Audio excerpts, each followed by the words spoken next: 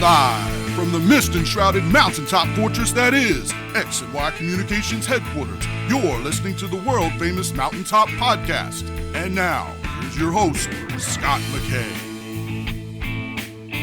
All right, gentlemen, how's it going? This is your main man, Scott McKay, coming at you again with another episode of the Mountaintop Podcast. You know what's really strange about this culture? You guys already know this without me having to tell you, but just to kind of remind you and to bring it to the forefront and let you know we're going to hit it with a big, heavy hammer today. You can look great on the outside, but inside you're a mess. And I have a lot of theories about this, but I also have a guest on today that this kind of stuff is pretty much all that he thinks about. He's a high-performance coach for executives and men who want to make the most of themselves. His name is Mike Basovic, and he is coming to us today from Florida. And his brand is No Limits Nation, which already sounds good to me. Mike, welcome to the show, man. Thanks, Scott. Great to be here. Excited. Yeah, you know what? It's interesting. I hear from guys all the time that they look at women out there and they say, oh my gosh, look at her. She's fantastically sexy.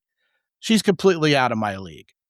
Yet, she thinks her stomach's too big, her legs are too short, that, her nose, she needs plastic surgery on her nose. She's looking for crow's feet in the mirror at night, and she just thinks she's like a 5 out of 10. Meanwhile, this guy's looking at her going, oh, she's just the perfect woman. And he's already putting her on a pedestal.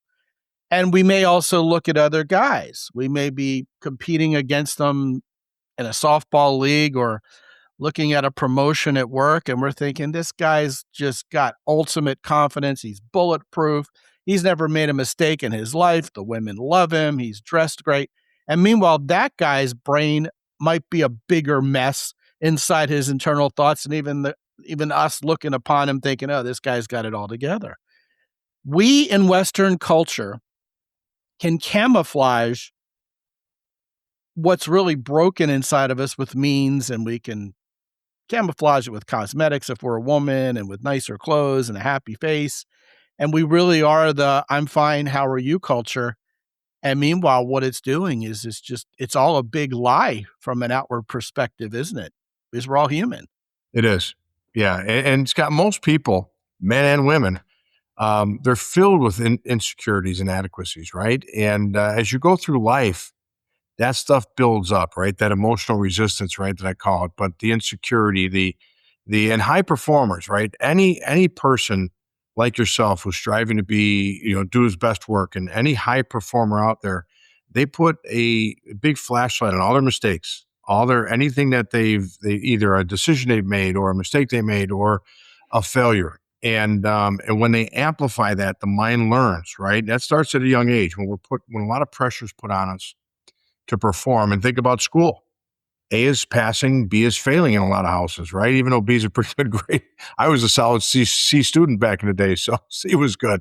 But when you're pressured and you got to get into the right school, you got to make the team, you got to make appearances, you're always setting yourself up to feel inadequate. And then if you have a critical parent that says, hey, you've got to do better, or you should be better, or everything you do doesn't seem to be good enough, or you get a relationship that says everything you do isn't good enough, you're teaching your mind to be inadequate. And most humans come with a whole set of internal resistance, right? A whole bag of it. And the mind is constantly playing that stuff, that self-judgment, that inadequacy back. And then they start second guessing it. And that's where that lack of confidence would come in. So they see the pretty girl and you say, hey, she's out of my league. And that's because the mind has been taught that way. It's interesting you brought this up because you have no way of knowing this, but we talk about this idea of huge expectations on guys in this culture at an early age with no margin for error. Yeah. And how that turns us into people pleasers and just walking insecurity machines, And what ends up going on is at the same time, those same moms and dads who are pressuring us that, an A- is reason to go to a child psychologist, we got to fix this. Yeah. Are the same ones who are giving us no input at all on how women think, what's going on in terms of male-female dynamics, how to ask a woman on a date, how to conduct a relationship with her. We're left hanging on that. Right. So, of course, as soon as we see a woman who we're attracted to at a primal level, what have we been trained to think? We're not good enough. Right. Right. Absolutely. 100%. Yeah. Women love confident men, you know that. And also men that can make them laugh. And I remember when I met my wife, Kelly, and this was on the heels of my collapse. You and I spoke about that a little bit. 20 years ago, my life hit the skids. My first wife, our marriage ended, and she stepped out, but I lost my way. I was a mess emotionally, and so the marriage wasn't good. And I had a subsequent relationship that was also a train wreck. So there I was left licking my wounds. And then by the time I met Kelly, my wife, I had done the work that I teach now and on myself. And I was very confident, very centered, very whole. And when I met Kelly, beautiful woman, she's Sandra Bullock's twin. And she told me on our third or fourth date, she goes, "You have more game than any guy I ever met." And I wasn't playing a game. I was just confident. She goes, "Your confidence is just really off the charts." And I said, "It wasn't always like that." I said, "I was bred to be a mess, and very insecure. I had a low self-worth from my childhood, and the mind, the way you look at the mind is that's the way it's trained. Your subconscious mind will do whatever you train it to do. So if you're constantly, having experiences of either failure or self-judgment or picking it apart, picking your actions apart or your decisions or anything else, you're teaching your mind to do the same. So those thoughts that wake you up catastrophizing or in fear in the middle of the night, or even that thought that will prevent you from going up to the woman that you find attractive, that comes from the subconscious mind, which comes from the way you trained your subconscious mind. So you're never going to outwork that. You're always going to literally be a byproduct of what your subconscious mind is doing. Yeah, with so little valid training for young guys on how to relate to women vis-a-vis, I'm going to use your own word, the train wreck that is social media nowadays. What you have is guys being inundated with red-pilled nonsense and taught that that's normative, and that guys responding in the way that they typically respond to that drivel online is also normal as well. So case in point, I stumbled across, it wasn't like the girl caught my eye and I clicked on it or anything. So please don't get that idea or anything. But it was a series of cute girls responding to a guy passing by who they found attractive. And predictably, the entire string of comments from guys was, yeah, they're all 6 foot tall and have 6-pack abs and, great jobs and are millionaires. I would get thrown in jail if, I even looked at a woman like that, because that's how they've been thinking. That's how they've been told. And weirdly, they get like a band of brothers behind them who think they're all cool together by being so dismissive of women and, who needs them? And, porn is better anyway. And they think that they're succeeding by piling on like this. And I'll tell you, man, I may have joined them back when I was 18, 19, 20 years old. But nowadays, with all the water under the bridge, and eating my own dog food and practicing what I train other guys to believe and how I coach them, like you said, you do nowadays.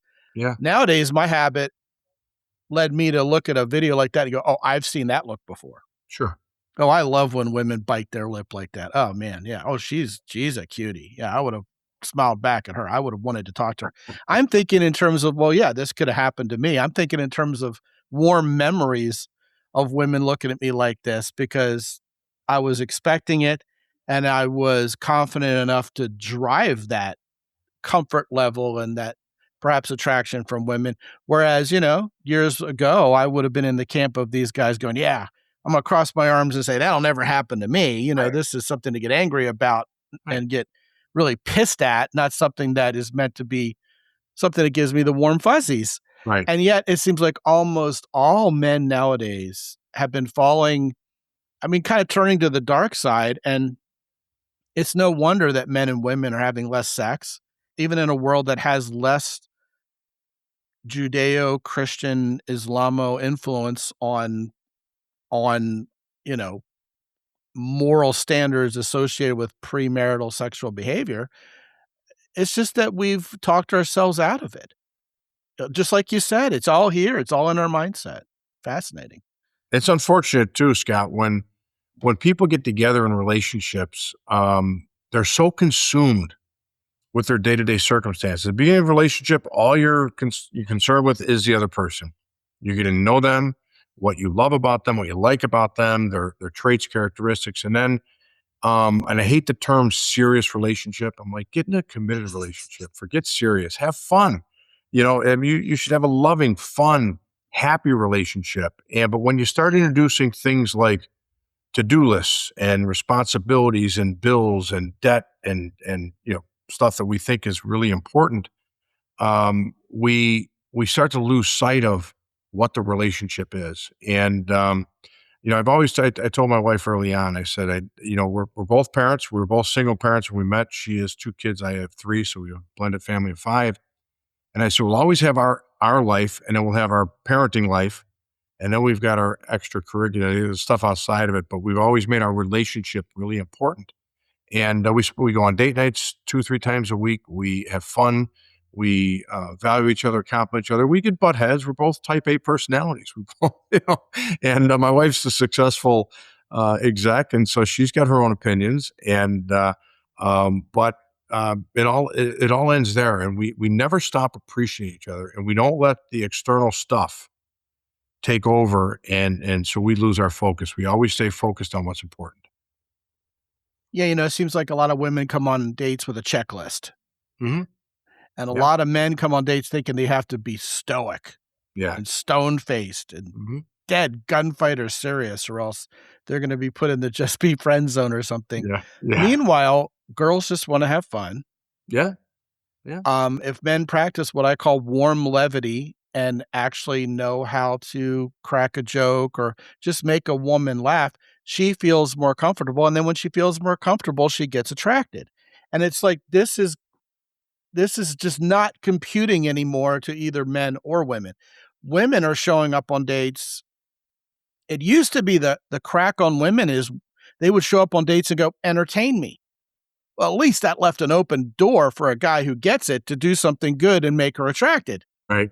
Nowadays, they're showing up with, I already know you're probably a predator and I shouldn't like you and it should probably be avoiding you. So let's just prove you're a horrible person and end this thing.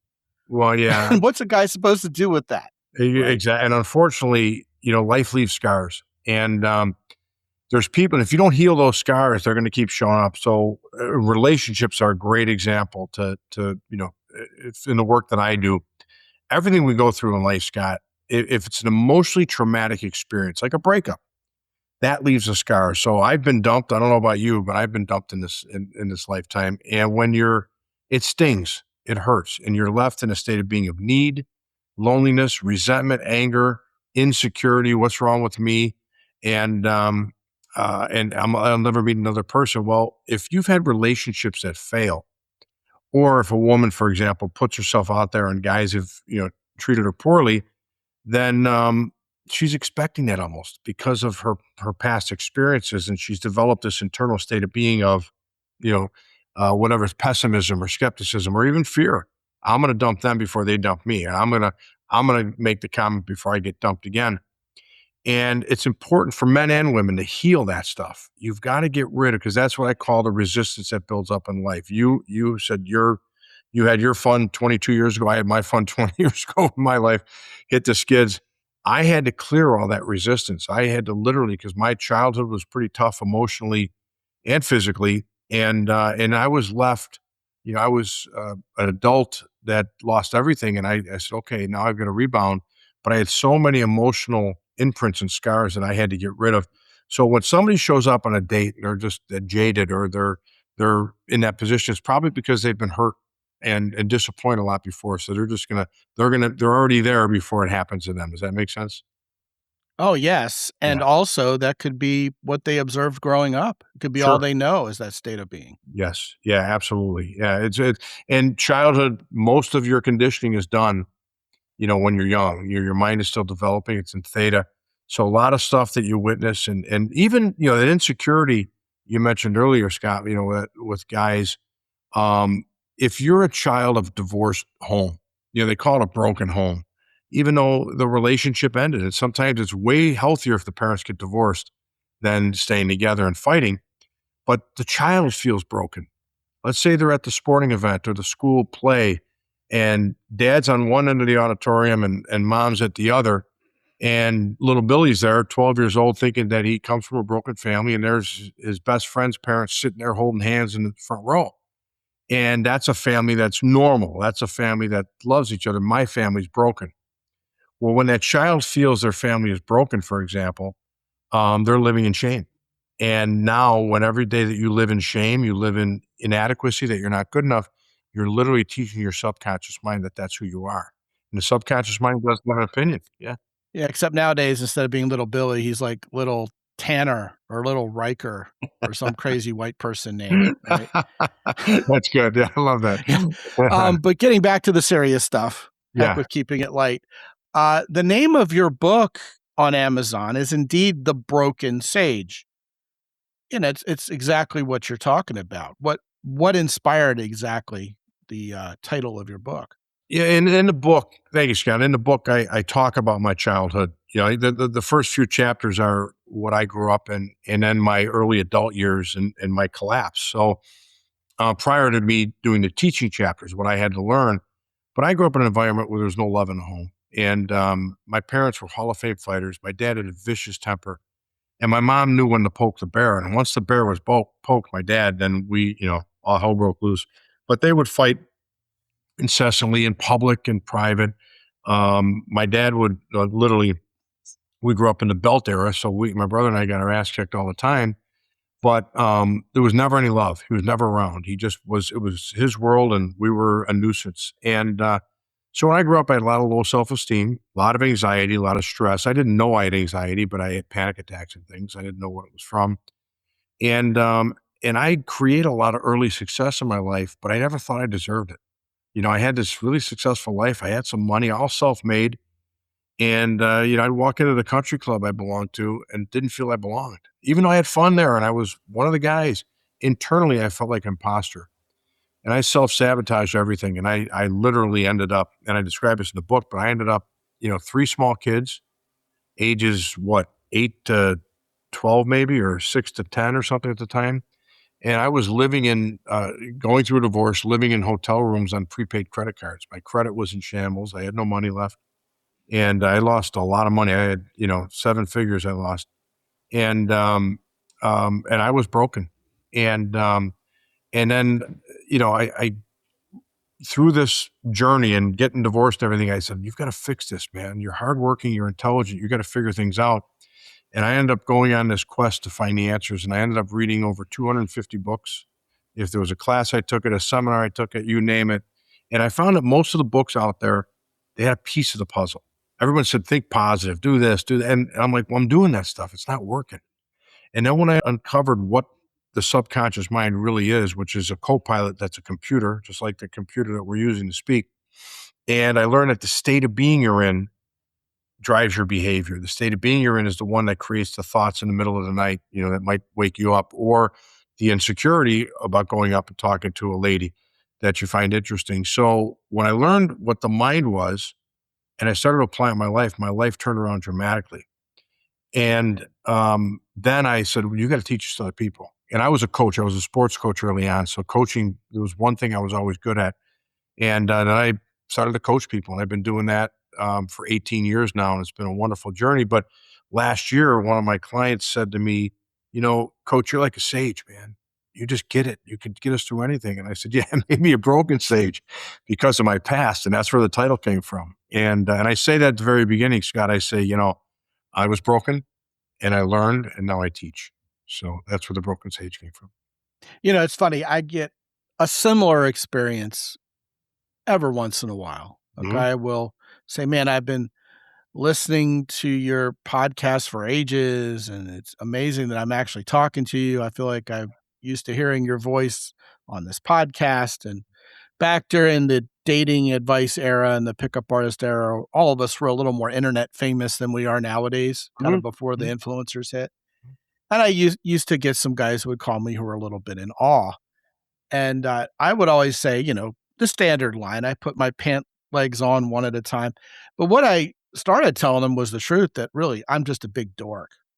I'm a total dork. And when you get to know me, I am certainly not any better than anyone else, and I have No. my moments, and I'm a goofball like everybody else, and that seems to put people at ease. Sure, put my wife at ease. Yeah. I love what you're talking about. You mentioned the country club aspect of things. Yeah. Since this show topically is about looking and appearing perfect to everybody else, but being a mess inside, Mhm. what a great crucible in which to Yeah. study exactly what we're talking about. Yeah. Because you go to a country club environment or pretty much any neighborhood where the families are wealthy enough to drive, say, a BMW 5 Series. Mhm. Okay. Not super rich, crazy, have a pool in the middle of the house neighborhoods with guys who have like observatories on the roof and stuff like that. Not NBA player house, but Yeah. 3,500 square foot house with a Sure. 3-car garage and a gated neighborhood. Yeah.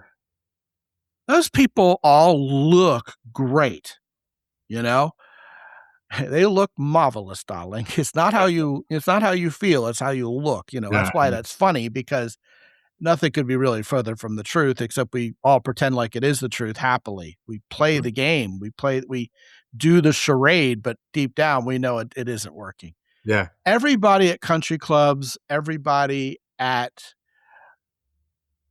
who lives in those neighborhoods, everybody who's an executive at those Fortune 500 companies puts on this facade of just being a Barbie or a Ken doll. Mhm. They're doing the Botox if they're women, they're wearing the right clothes and being stoic if they're the man. Inside at the country club, you're on the golf course or you're at the dinner table with a bunch of people pleasers who were never good enough for their parents, Mhm. because that's how we roll in that culture. Mhm. And, keeping it a buck, dude, it's miserable. It's Mhm. not a happy culture in general. It's not a good way of being. This is why you have people with all this money, and the only thing they have more of than dollars is appointments with their therapists. There's a lot of that, and there's a lot of that everywhere, not just the country clubs, but unfortunately, people feel they can't be authentic. They can't be vulnerable. And, I've had friends come up to me that read the book, and I had no problem putting myself out there and telling my story. And even my wife, who knows pretty much everything, she was reading some of the stories. She goes, "I never know you went through that." I said, "Absolutely." And she didn't think any different of me. She loved me even more. But people find it so hard, Scott, to be vulnerable and to say, "Hey, I'm struggling, man. I need help." And the successful people even more so, because I think they're trying to keep up appearances. But I've had friends come up to me and say, "Mike, why didn't you tell me you didn't have a home? Why didn't you tell me you were living in hotel rooms and prepaid? You could have stayed with us." I said, "Because I was ashamed." I said, I wasn't telling anybody. I would even look around and I'm driving out of the parking lot every morning. And but I've learned that it's all about being vulnerable. My clients love me because they know my story and they can relate to it. Most people can. But if I have something going on in my life, I let them know about it. No one's going to get out of here unscathed. We're going to have challenges. We're going to have difficulties. We're going to have insecurities. We're going to have things that come up. The ability to work through those things and come out the other side, that's the key. So it's not about being perfect and getting people to walk on coals and all that wonderful stuff. And I'm the Messiah. No, we're all broken in a way, and we're all human. We're all perfectly imperfect as humans. And when you embrace that and you surround yourself with people that accept you for who you are, and you're just trying to be a better person. And that's what our client community is filled with, just people trying to become better versions of themselves. And they're vulnerable. Like, okay, hey, I need some help. I'm dealing with this excessive worry or this insecurity or this fear or lack of confidence. I had one client of mine, Vinny, a wonderful guy. He's still in my community. He said, "Coach," he's Italian guy. He said, "Coach, I lost my confidence. And I'm afraid that my wife's going to lose her confidence in me. I can't even drive anymore. I'm so anxious." And we got his confidence back. We got his confidence back. And now everything's better. His marriage is better. His life is better. His business is better. But he was vulnerable and coming to me and said, "Coach, I need help." And that's the key. Just these appearances, you're not serving anybody. Like you said, we're doing this, but then we're behind closed doors. We're either in the therapist's office or we're trying to just survive every day. There's no reason to live like that. It's a healing act Mhm. to come out. It's almost like you're uncloseting yourself in a way, to come out of the closet as authentic. Yes. Yeah. I mean, I know that's a harsh analogy, but it's liberating. 100%. First of all, I don't think anybody wants to hire a guru as a coach because you'll just feel dumb. You'll feel like they're silently judging you, you know, Yeah. like Tom Cruise in Magnolia or something, Yeah. as if it's a good thing. You mentioned a phrase that I have always loved. And again, you would have no way of knowing that I always love this phrase, but you mentioned perfectly imperfect. Yeah. My love affair with that phrase started when I realized women don't want men who are prettier than them to begin with. So this guy who looks like a movie star and is chiseled and has a perfect body or whatever, women look at a guy like that and just, even if you would think they're a 10 out of 10, they're insecure with a guy like that. Women want to be the beauty when standing next to their guy.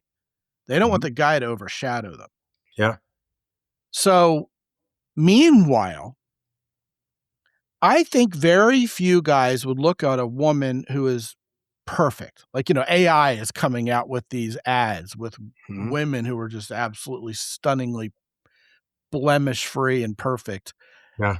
And they look great. But I think in real life, I don't think any of us as men trust a woman who looks like that. And I think women certainly don't trust a man who looks perfect. We don't trust perfection because inside we know no human really is perfect. No, and Scott, and I agree with that. And even the people, you see all these beautiful women that keep having these surgeries, these procedures, and it just tells me that they're insecure inside. They're not happy. Everyone, a famous example is, Jennifer Aniston. She had said early on in her career, I heard an interview with her that her mother was very tough on her as a child, told her she had a big nose. She was never going to amount to anything. And look at her relationship history. It hasn't been very pleasant because somewhere in there is some insecurity in her subconscious. And yet she's beautiful. She's successful. She's talented. She's funny.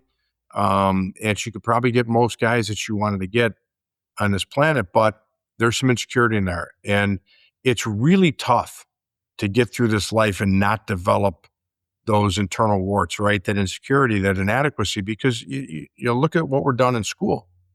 Scott and Mike go to third grade and we start getting graded in third or fourth grade. Wait a minute, what happened to the milk and cookies? Now I've got to, instead of he talks too much in class, now you're an A, a B, or a C student, and the A students are always better than the C students.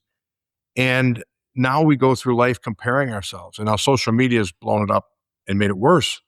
And I have so many clients that I've told over the years, they put these appearances up on social media. And I said, hey, take that stuff down until you get healthy, right? Take that stuff down.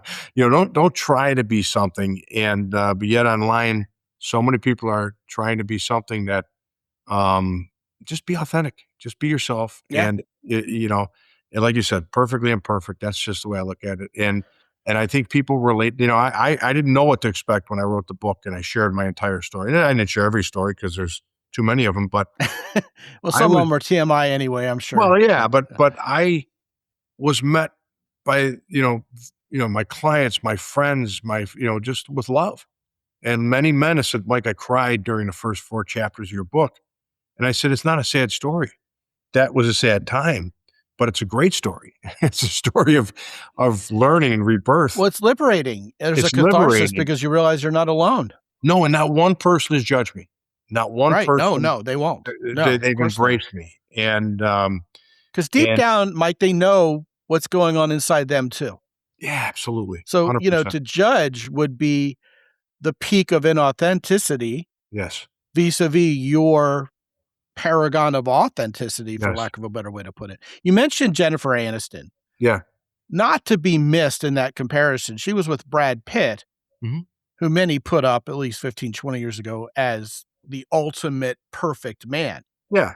And still felt insecure. Yeah. Yeah. Yeah. I think there are 2 camps of people, especially for lack of a, different way to couch it, just for convenience, because I belong to this culture. Sure. White middle-class culture. I've long since noticed there's 2 different camps.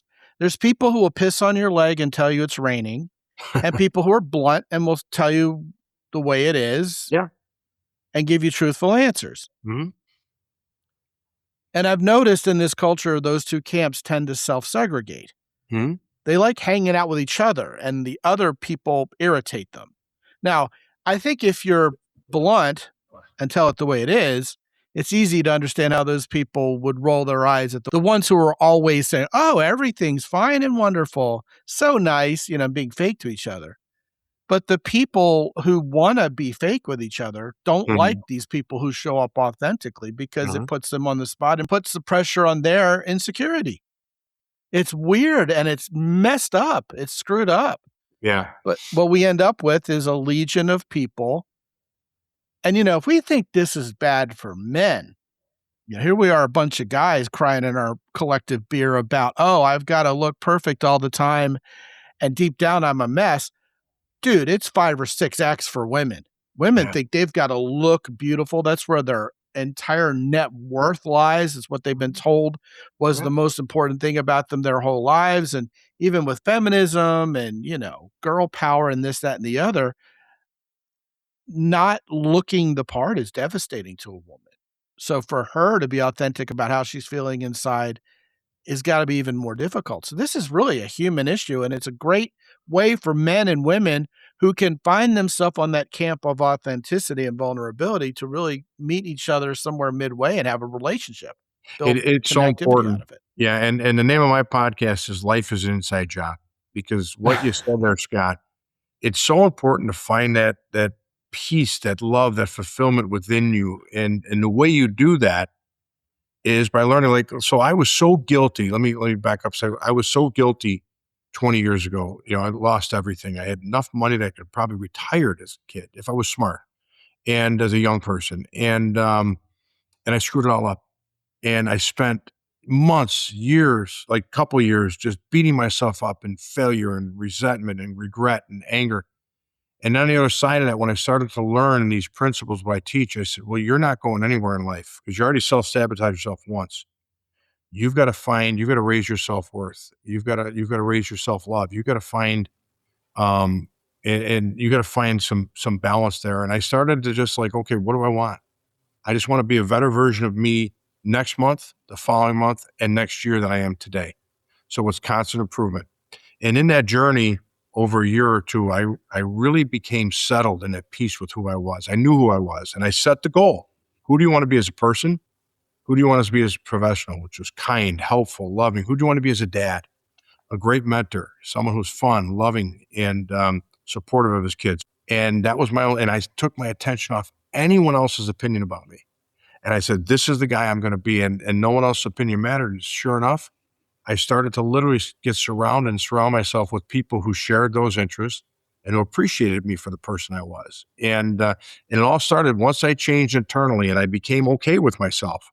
And I started to love myself and like myself because I didn't for most of my life. And all of a sudden I was surrounded by people that liked me and supported me as well. And I've been ever since. So it's just, a lot of fun. Something I find interesting is it's sort of like you have to forgive yourself finally for being imperfect and realize, guess what? You're not special.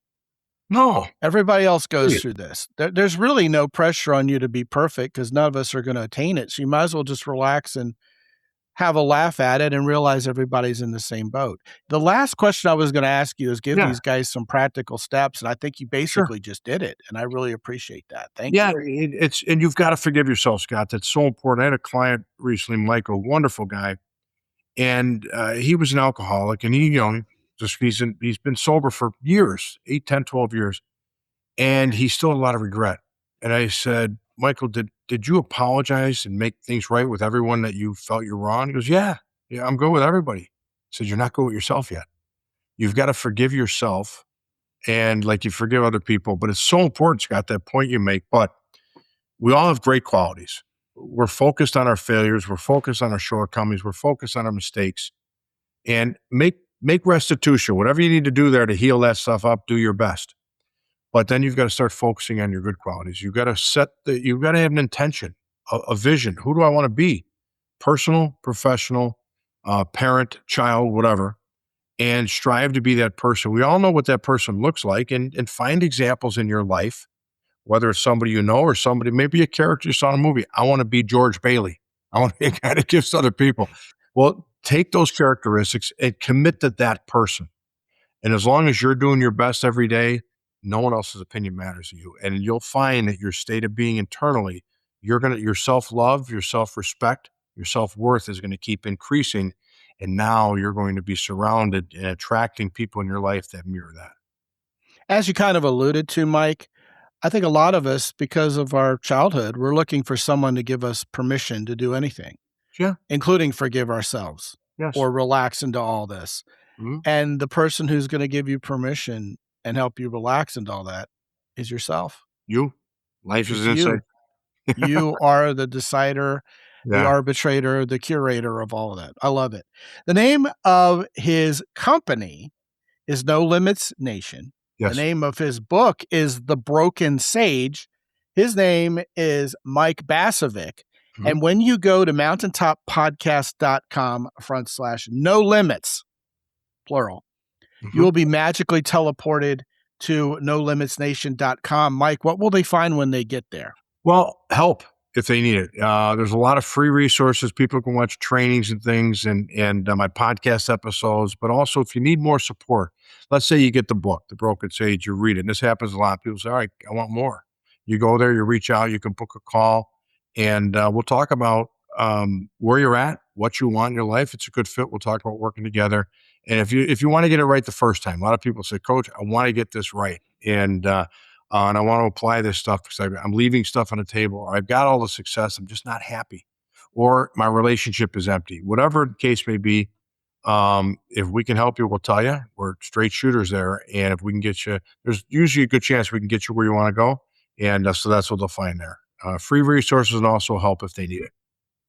And also when you go to mountaintoppodcast.com/Amazon, you'll find Mike's book, The Broken Sage, right there at the top of the queue, especially if you're listening to this podcast or watching it within a few days of it coming out. Mike, thank you so much for coming on, man. This has been a fun discussion, but a difficult one at the same time. I think it's going to be very meaningful for a lot of guys. It's a conversation that needs to be had, and I'm very grateful you and I had it today. I hope Thanks, the guys feel the I same. love it. I enjoyed being here. I really enjoyed the conversation. Thank you. Thanks for having me. Yeah, man. And I'm also going to invite you to the Masculinity Coalition. Can't wait. Which these guys know is a group of guys who are influencers in the positive masculinity space who are going to be working together and collaborating. So we'll see and hear more of you. I appreciate that, Scott. Thank you so much. Yeah, man. Gentlemen, if you have not gone to mountaintoppodcast.com lately and downloaded your copy of Flip the Switch, 5 Ways to Get Better with Women right now, absolutely go to mountaintoppodcast.com and get you some. Also want to thank our sponsors, Origin in Maine, Hero Soap, and the Keyport for their relentless sponsorship of our show. 6 years running now for each of them. When you visit any of our sponsors and partake of their goods, please use the coupon code MOUNTAIN10 to get an additional 10% off. And guys, you know, both Mike and I are here for you. You may vibe with him more than you do with me. You may be trying to improve your lot in a different way that Mike can help with versus, you know, mostly improving with women or, you know, or your entrepreneurship, the way I help a lot of guys with, or your public speaking. But either way, you know, we're two guys who have been there, walked the walk and talked the talk. And you're not dealing with someone who's perfect. You're dealing with someone who's been there. So, you know, I'm grateful to each and every one of those of you guys who are listening, because you know what? You've already taken the right first step. You said, you know what? I want to be the best man I can be, because, you know, better men get better women. That's right. That's what we're all about. Mike's got the woman of his dreams. I got the woman of my dreams after a rocky road the first time out for each of us. Our stories are the same. And, you know, there's no shame in going through life, taking your lumps, learning your lessons, and being authentic, and part of that authenticity being a better man. So, yeah, I don't say this often enough. I appreciate every one of you guys. And until I talk to you again real soon, this is Scott McKay from X&Y Communications in San Antonio, Texas. Be good out there.